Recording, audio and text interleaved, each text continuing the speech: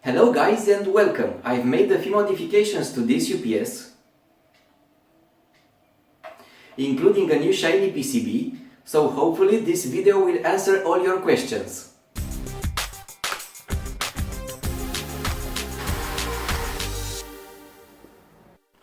In this video I will modify the UPS using this nice PCB. I received it from JLC PCB.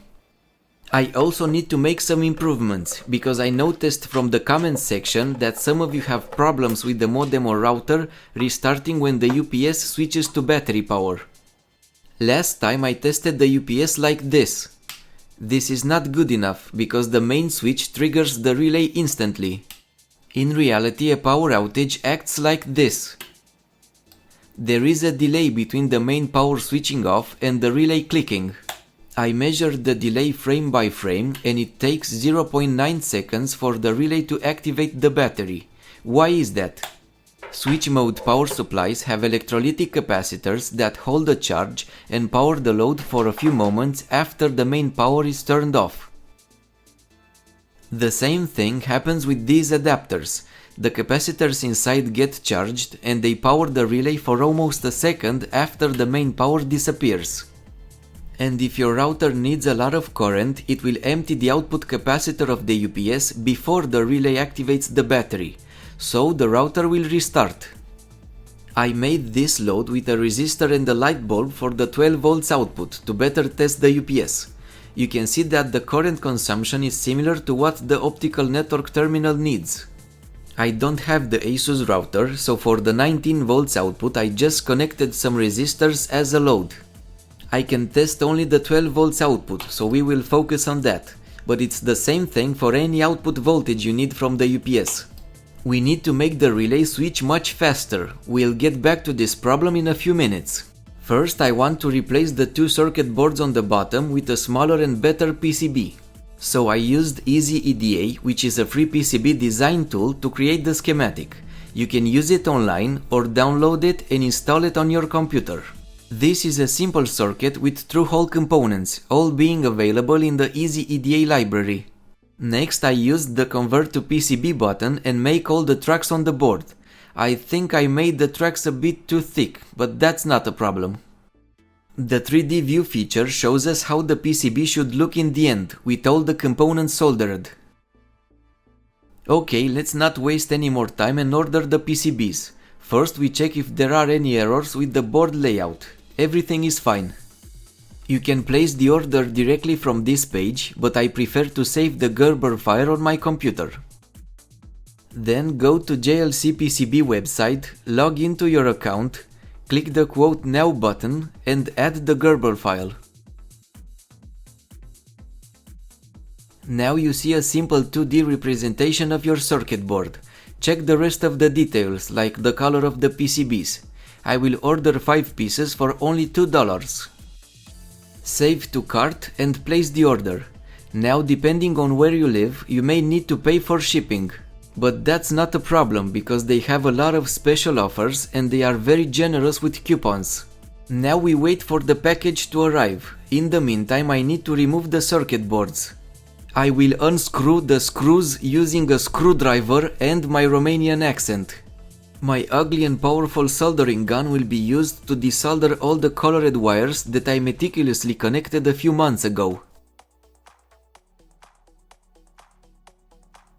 And with a little patience, the boards are finally out. Look at this mess. Will I be able to connect everything back together? Spoiler alert, I will. Hey, I just received the package from JLC PCB. Let's see what's inside. I covered the address here, so you won't be able to send dog poop at my door. It took 21 days to process the order, produce the PCBs, and ship the package to my door. That's pretty fast, considering that I made the order in December, the busiest month of the year with ordering stuff. I received the package on December 22nd, so they sent me a nice decoration for my Christmas tree. Let's check the PCBs. The quality is very good, I like them.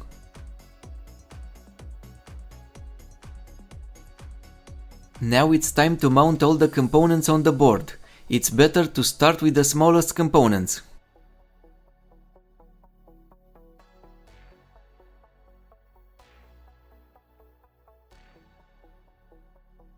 I will use my soldering iron with a thin tip now. I ordered the PCBs in blue color, that's for big boys, but if you're a girl you can select the red color. Be careful when cutting the unnecessary pins, I don't want you to poke an eye.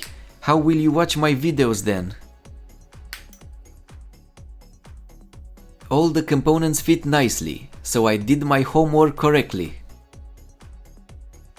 Initially I designed the PCB with 2200 microfarads capacitors, but now I want to use capacitors with 4700 microfarads.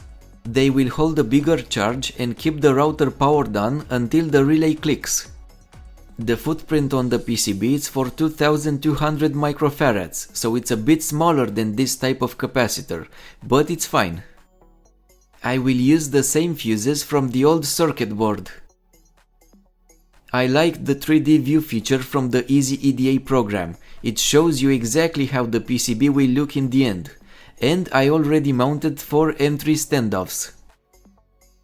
This is the difference between the original design and the new PCB. It will use less space in the UPS case now and fewer wires. I will use one of the other PCBs to mark 3 holes. The 4th one fits a hole already made. The holes need to be drilled carefully. I don't want to disturb the other components inside the case. It's time to solder the wires back, but it's much easier now because there are only a few wires to solder. This is the amount of wires I removed from the old design. Now they are replaced with traces on the new PCB. I'll use the same M3 screws to fix the PCB in position. Be careful with these high current lithium cells. If you mix the polarity, the UPS will most likely burn, and I don't think that's a good idea. I need 6 volts from the mini buck converter for the cooling fan. The UPS is almost finished. It looks much better with the new PCB. But does it work? It's time to test it with the new modifications. So far I added another diode in series with the relay coil, so the relay supply voltage will drop faster when it's switching to battery power. And I replaced the output capacitors of the UPS with bigger ones. This will power the ONT and router a little longer and keep them from restarting until the relay switches to battery power. 0.33 seconds. Well, it's a little faster, but not good enough. I want the relay supply voltage to drop even faster. Can I add another diode? Right now the supply voltage is 9 volts.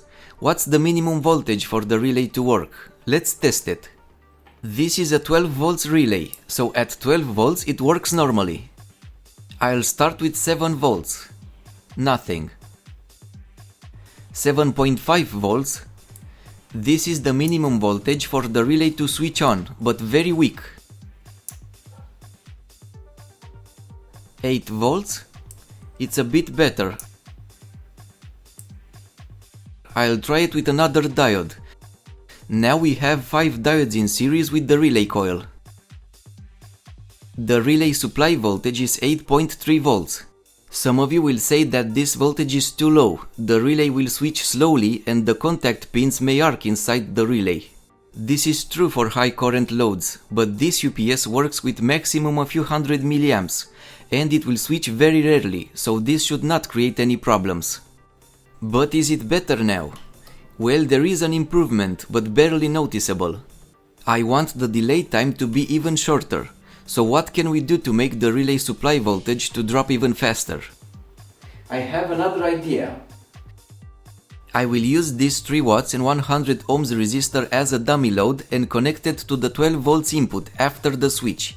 It will empty the charger capacitors faster, so the relay supply voltage will drop faster. The current consumption from the 12 volts charger has increased a bit now, but it's well below its limit. And now the long-awaited moment. 0.13 seconds. This is much more efficient than the 5th diode on the relay coil. Now the switching should be fast enough for any modem, optical network terminal or router you have. So the problem is fixed, right? Not really. After a few minutes the resistor gets very hot. So I replaced it with a bigger ceramic resistor with a value of 120 ohms. The relay switching time is still okay, but after 20 minutes this resistor also gets hot, so I will try this 20 watts bad boy. The switching delay without the dummy load resistor is 0.3 seconds, and with the resistor is 0.13 seconds. After half an hour the 20 watts resistor is a bit warm, but nothing compared to the other resistors. But considering that the UPS will be used continuously for days, this resistor may also heat up. So for safety reasons I suggest you use ceramic resistors of 20 watts and 220 ohms. One should be enough, but depending on your load you may need to connect two of them in parallel. These resistors should not heat up, because they have a much lower current consumption. I also suggest you stick a heatsink on them for a better heat dissipation, and place them in the back near the fan. And now the ultimate test. Does it work? I don't have the Asus router, but I will use it on my optical network terminal. It's the same thing. It takes about 1 minute to establish the internet connection. Here comes a power outage. Everything is fine. You can see that all the LEDs are lit on the optical network terminal. So the UPS is working as it should now, but be careful with the dummy load resistor. You need to be sure it will not heat up, because it can become a fire hazard. I want to mention one more thing. I like this printed circuit board a lot. It makes the UPS build much easier and it looks better. If you want to build a similar UPS using the same PCB, I shared the Gerber file in the video description. You just need to upload it to JLC PCB website and place the order. And if you enjoyed this video, hit the like button, share and subscribe. Bye!